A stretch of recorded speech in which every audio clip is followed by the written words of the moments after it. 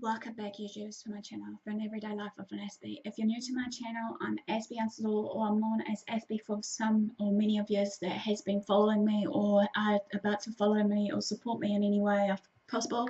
Just a brief note, basically, or shall we say, a brief introduction before I begin this. I'm all about creating mental health and awareness versus sharing my life stories and experiences with Asperger's syndrome, everything else that comes in the territory, along with also giving you guys some tips and advice along the way, as well as some messages of hope along the way, also just to lighten your day and uplift you, uproot you all any way I can if possible.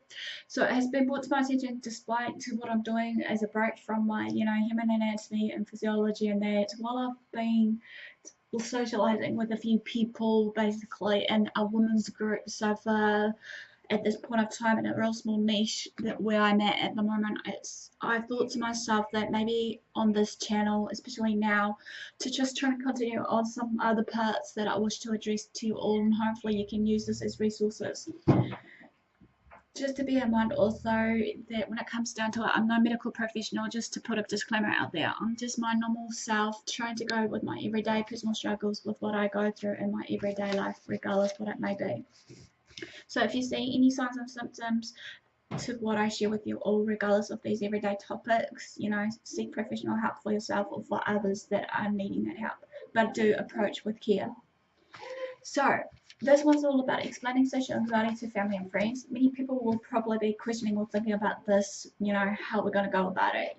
How can people like myself or people that suffers from social anxiety or other form of mental illness explain it to their family and friends that are curious, extroverted, or what have you. But then we need to treat with caution, though, with the people around us. However, when it comes down to it, to who we should be talking to, sometimes people may just ridicule us and just think it's all in our head, we're just playing silly mind games with them all. But then again, once people know the classic signs and symptoms of all these mental health disorders that comes into play, then many people will hopefully come to that understanding, and as well as hopefully removing all that stigma and stereotyping of it all, as well as these, misconceptions versus just the judgmentality from themselves.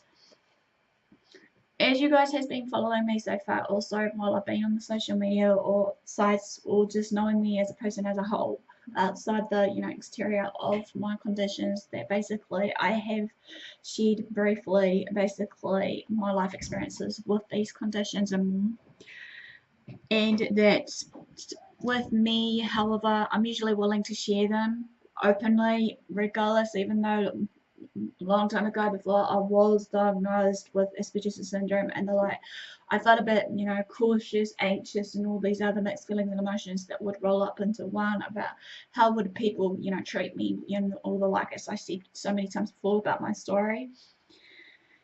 I believe he's to the point I may be way too open with people and honest, yet I feel and believe from where I was years ago when I used to just sit there silently thinking all these thoughts, patterns in my head that still to this day does run through my head about how I'm going to express it to you all. But like I said, honesty and transparency is the key, as we know.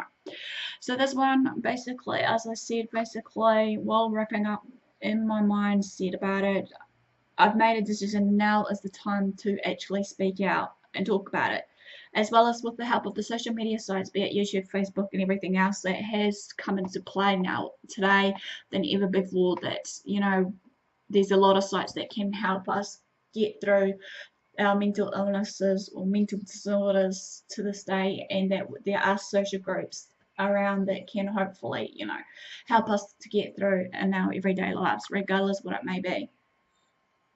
I am forever grateful for having these social media sites, even though many people may use and abuse it to the point to the cows come home for these social media sites, though in some ways, like I said before about the cyberbullying and versus other things, which is icky. But now, since with these social media sites, be it YouTube, Facebook, and the like, bringing more exposure and also bringing in a form of connection to people that can actually connect with others, engage with others that may, have experienced something similar in our lives, regardless what it may be. Also, it helps us to know that we're not alone with these social media sites, regardless what it may be, and how we cope with it in our own personal struggles or with our personal demons that we face in our everyday lives will vary from person to person, however.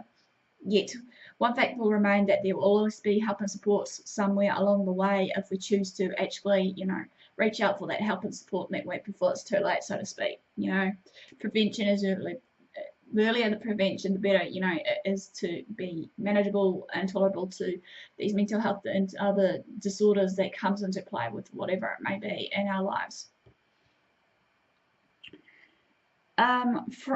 Also, though, however, my experiences with all of this that I've shared basically has been woven into so many mix of emotions. Like I said, it's like a wave of feelings of emotions as well as a hell of a roller coaster ride of emotions. Still is to this day with what I struggle, but I still do the best I can to manage and maintain what I can with myself of what I go through, even though, like I keep trying to tell myself, it's not my fault for getting this, kind of mental illness disorders or what have you that I've got. It's not other people's fault either, just to misread, misunderstand us and what have you as well. But it's just, again, sharing the light of creating mental health and awareness regardless what we can. Sometimes in past before being diagnosed and during my time of diagnosis and everything, it has been awful and daunting for me on my part, as well as nerve-wracking. Yeah, it has been also an eye-opener for me, obviously, as well, but others are, as sometimes, like, if they've known me, I'm a bit stubborn. I don't usually ask for help till probably it's too late, you could say, or I just ask for help sometimes in fear that what others may say or actually, project out towards me of it all, regardless what it may be. But I know I'm trying to rely on them and try to trust them the best way I can, regardless what it may be. Usually with my stubbornness comes to a toll of me obviously trying to do things on my own accord because I like my own independence regardless of what I go through and my personal demons and struggles in my own life, though even though sometimes I felt that with these conditions can be a party pooper slash home wrecker as they call it. Well, I do it myself. Despite it all, though, when I went through this, basically, I just felt as if my space has been invaded, as it would probably for many others that could probably agree with me to the point. I did have some communication issues, breakdowns once upon a time when I first started out with this, with people, along with some trust issues. But I still do to this day have these, communication breakdowns and communication issues, trying to, engage and interact as much as I can, regardless, even though I am getting better with it, with the techniques that I have learned that works for me. So some of the techniques that I do basically will vary from person to person and may work for me and not for others, or it may work for them as well as me, or vice versa, whatever they do in their way of coping strategies, techniques, what have you, may work for me as well, and vice versa. It's just a matter, like I keep saying, respecting one another along the way. People do, however, make the assumptions or misconceive about mental illness and the person with it, even though we should be trying to remove that label mentality about us with that mental illness, regardless what it may be, I believe.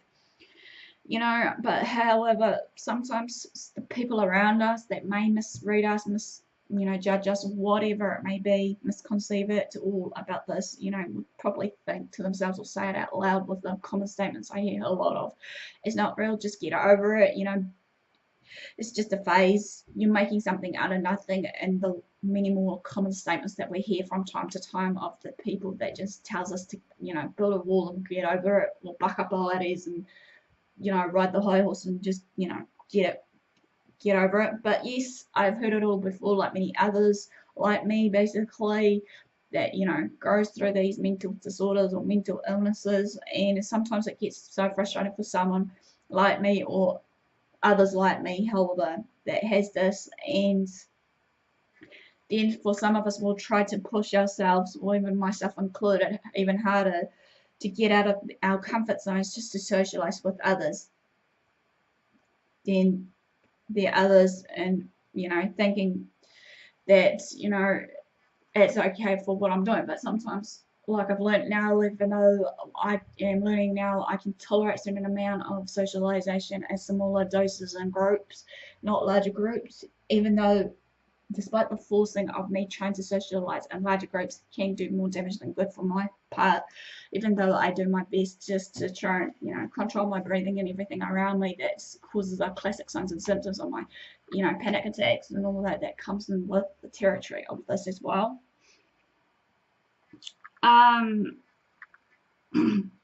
Also, though, sometimes with it all, like I have a lot of emotions rolling over into one, basically. But then again, I'm forever grateful that, as I said, there are support networks out there.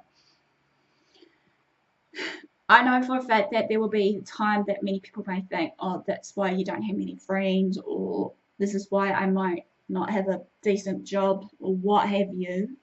Or this is a time where many people may think this is why you don't go to certain social events or parties or whatever.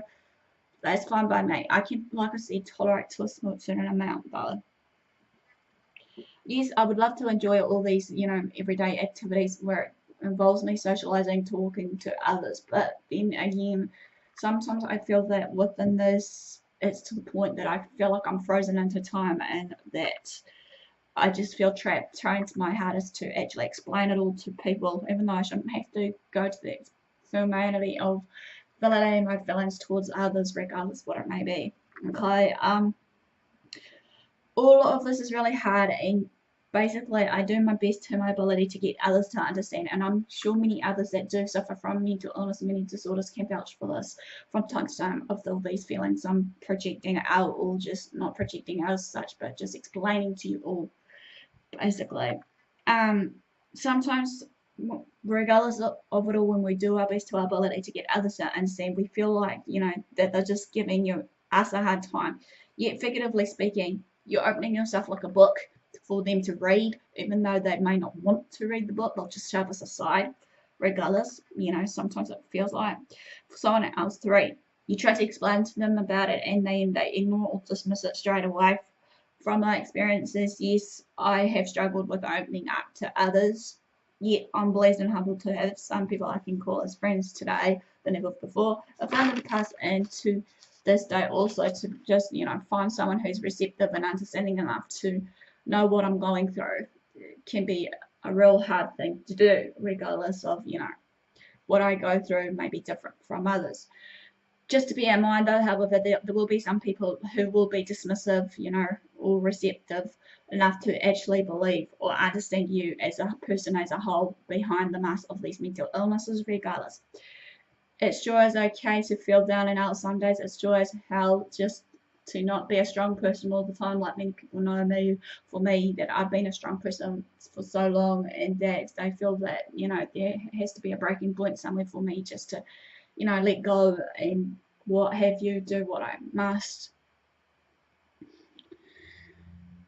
My parents will know this for a fact that I'm probably too strong and stubborn in some retrospect. But anyway, there are bound to be people that will be quite the opposite, however, I feel.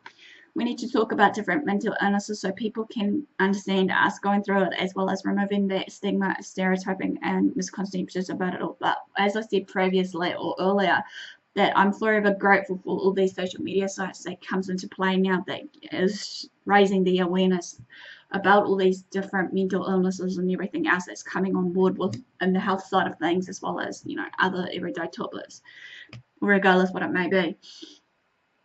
So you are going to be worried about going to school, work, parties that involve socializing and talking to others. Then there's other times that you may be involving you not just talking to others and face to face, but maybe on the phone, or even to the point of maybe engaging one-on-one or whatever amount on a social media site of some sort of communication device, be it Skype or other devices that involves us on the full screen like this one.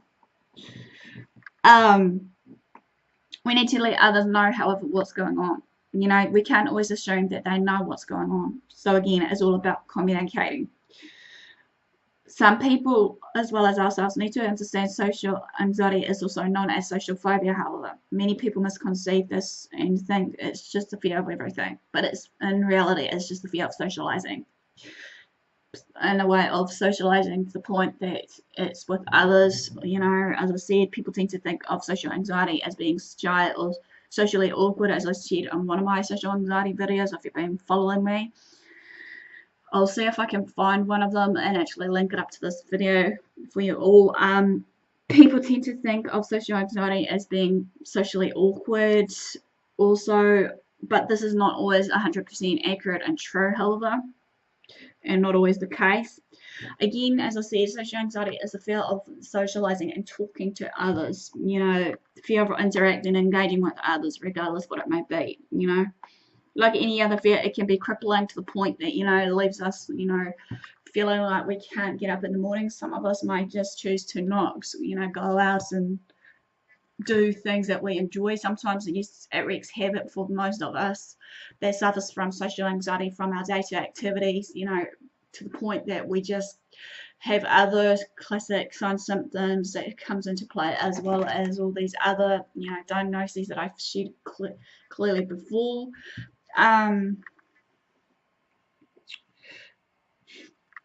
It can be unpleasant as well as crippling, however. You know, if you know someone and you love someone that much that, you know, you try your hardest just to understand what it's like. Obviously, for me, it has been really hard for me to try and socialize and engage with others again, even though, like I said to my mum, like a few weeks back, I'm not sure if she can recall this, but like it has been really difficult for me to go out and socialize regardless what it is, but I'm actually forever grateful that I'm getting there. Okay, another thing is, like any other fear, regardless of it all, you can't cure someone just like that with a snap of the fingers or waving that magic wand thing and be cured or what have you, you know, for these people with these mental illnesses. You know, mental illnesses, some of them requires professional medical help through, you know, certain treatments of counseling versus basically behavioral therapy versus maybe medications of some form or some other, you know, coping techniques and strategies. Like I've shared how I go about this of certain everyday, you know, mental illnesses that I go through. Okay, bear in mind for an example here. Okay, it's like you're throwing in maybe a big spider in front of them of some sort, trying to bring out that fear out of them or what have you, you know, basically. And then basically you tell them to get over it, you know, it's just a spider or what have you. That's not always the case. You can't always actually, with people with social anxiety, however, you can't, you know, do something like that formally to try and get them to socialize with you and others in the group, basically to the point that, you know, you want them to talk to you or others, you know. As I said before, like with that, when forcing them to talk to you or others by telling them to get it out there, it's in your head, etc. What the ones that suffers from social anxiety, it can do more damage than good. However, you don't forever force someone's fear basically to get over it. No way, Jose. I'll say that again. Basically, no way, Jose. With these types of phobias, however, that they have of talking to someone or just socializing with others, sure, just, you know, sure, it's going to evoke some type of feelings, emotions, and everything else in between, as well as those classic signs and symptoms of basically their, you know, well, not phobias as such, but just, you know, the classic signs of them. Irregular heartbeat, they'll begin to sweat, they'll start to shake, and all the like of it, obviously, and, you know, they start sweating, they start freaking out, then to the point that they can't breathe, their chest is enclosed, making restrictive breathing to the point that they're, you know, having heavy raspy breath, to the point that it will lead to another situation, which is a panic attack versus, you know, panic attack versus an anxiety attack. Here is the morning guess it affects their day-to-day activities. The question you're all is asking how to help them with this. Gradually with patience and understanding, empathetic and not sympathy, however.